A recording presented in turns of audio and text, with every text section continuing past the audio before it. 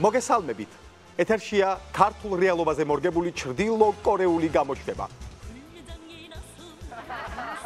დღესაც დათქმულ დროს დააჭირა ბატონმა ბიძინამ მზის ღილაკს თითი და ჩვენს გვინდა ახალი დღე გახაროთ. მოგესალმებით. დღეს 128 წლის 27 ოქტომბერია, 2:09 საათი და 2:07 წუთი. დიახ ბატონებო, დღეიდან ჟამთასვლასა და თარიღებს ცესკო დაიანგარიშებს. როგორც იცით, რამდენიმე დღის წინ ქვეყანაში ზარზე იმით ჩატარდა 2020 წლის არჩევნები. ამ არჩევნებზე ამ მომრჩევლის აქტიურობა იყო 12-ჯერ უფრო მეტი, ვიდრე 2034 წელს იქნება. ამ არჩევნებს თამამად შეიძლება ვუწოდოთ დიდგორის ბრძოლა, რადგან ერთ ამორჩეველზე 10 ბიულეტენი მოდიოდა. საარჩევნო უბანზე განსაკუთრებულად გულგრილი დამოკიდებულებისთვის ქართველ პოლიციელს მთავრობისგან გადაეცა სპეციალური საჩუქარი. ადრე თუ მის კეფას ერთი ნაკეცი ამშვენებდა, მთავრობა მას 2 ნაკეთს გადასცემს და ახლა ის უკვე ადიდასის 3 ნაკეციანი კეფით ივლის. ჩვენი ქვეყნის მოწმენდილ ცაზე, რომელიც მუდამ განათებულია ბელადის დაუღალავი დიდებითა და მორჩილების უდიდესი სურვილით, უცბად დემოკრატიის და განვითარების ღრუბელი გამოჩნდა.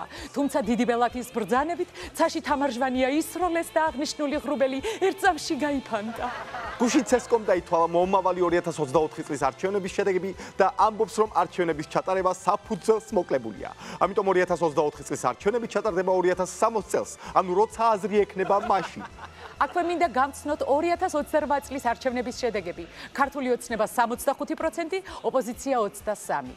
აქვე მინდა გითხრათ, რომ ამ არჩევნების შემდეგ ბავშვებს დაურიგდებათ მათემატიკის სახელმძღვანელოები, სადაც ნებისმიერი ციფრის ნებისმიერ ციფრზე მიმატებით მიიღებენ 487-ს. ერთ-ერთ უბანზე მისული 62 ამორჩევლიდან ქართული ოცნება 327-მა შემოხაზა. როგორ, რანაირად? გადავხედოთ მსოფლიო მათემატიკას, პითაგორას თეორემას. იქნებ იქ არის რაღაც შეცდომა, იქნებ მათემატიკა მოძველდა. ამ ციფრებით უკმაყოფილო ოპოზიცია ისევ დაატარებს ზევითქვევით ხალხს. მე მინდა ვისარგებლო შემთხვევით და მათ მივმართო. გეგმა რა გაქვთ, გეგმა. ცესკოს თავმჯდომარე და მოწინავე სტახანოველი თამარ ჟვანია ჯილდოვდება ბიძინას ორდენით, რადგან 4 წლების გეგმა გადაჭარბებით შეასრულა და 2 ტონა ბიულეტენის ნაცვლად ყუთებში მოათავსა 14 ტონა ბიულეტენი. მაღალმა ბიძინამ გვიმრავლოს თამარისნაირი ქალბატონები. როგორ? გასაგებია.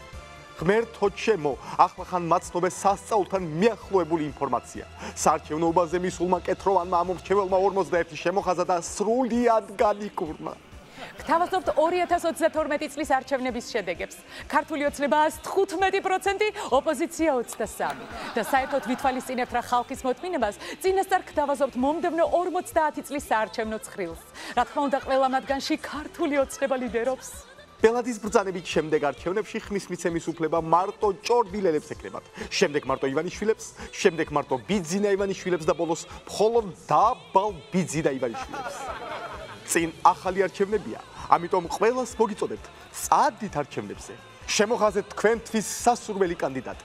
ბიულეტენი დააგორდლეთ და უკან გაიკეთეთ, რადგან მაინც ისე მოხდება, როგორც ბელადს უნდა. მოდი არჩევნებზე, ერთად საქართველოს წარმატებისთვის. კარგად ბრძანდებოდეთ.